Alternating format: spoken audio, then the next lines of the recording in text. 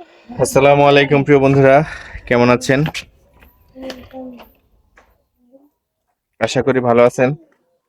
তো আজকে রোদের মধ্যেই ঘুরতে বেরিলাম, একটু হাঁটতে থাকি। হ্যাঁ, ঠিক আছে,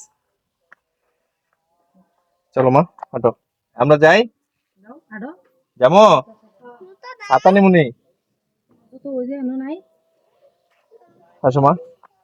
প্রিয় বন্ধুরা, আজকে আর রোদ মানতে ইচ্ছা করতেছে না।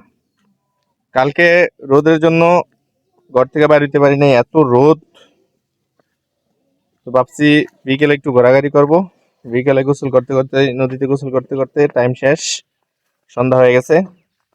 এখন আজকে আজকে রোদ্রে বেরিস। গ্রাম ছাড়া ওই রাঙা মাটির পথ আমার মন ভোলায় রে। আদিবা, আস্তে আস্তে আসো। এ, এ, আসো, পইরো না, পইরো না। খুব ভালো লাগতেছে প্রিয় বন্ধুরা। আসলে গ্রামে এসে রোদে রোদে ঘুরতে ভালোই লাগে।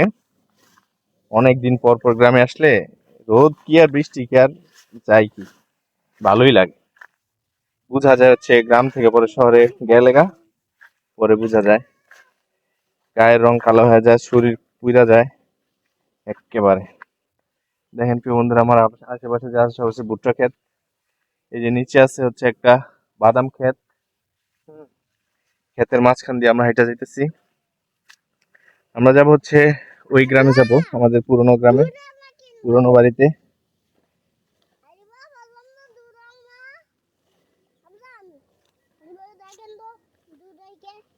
দূরহাট। প্রিয় বন্ধুরা, আপনাদেরকে দেখেন, সোমা একটু ভাবেন তো, দুই পাশে ক্ষেত, মাঝখান দিয়ে হাইটা যাইতেছি। অসাধারণ, 100-100। এগুলো হচ্ছে ভুট্টা ক্ষেত, ধান ক্ষেত। ভুট্টা ক্ষেতে এখন বেশি লাগাইছে, ভুট্টা ক্ষেতে নাকি খরচ কম, লাগাই দিলে হয়ে যায়। দেখেন ভুট্টা কি সুন্দর হয়ে আছে। এই জন্য বর্তমানে গ্রামে যারা গৃহস্থ তারা হচ্ছে ভুট্টা ক্ষেতে লাগায় বেশি বেশি।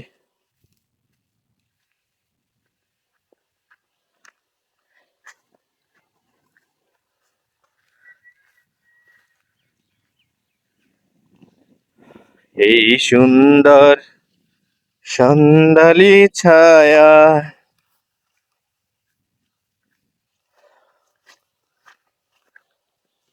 আসলে আমাদের গ্রামটা একেবারে খারাপ না, শুধু গ্রামের ভিতরে রাস্তাঘাট নাই। এটা হচ্ছে একেবারে অজপাড়াগা। দেখেন কোন দিক থেকে যেতেছি, চারিদিকে ক্ষেত, এই যে ক্ষেত, এই যে দিক দিয়ে হেঁটে আসলাম। এখন হাঁটার জায়গা হইলো?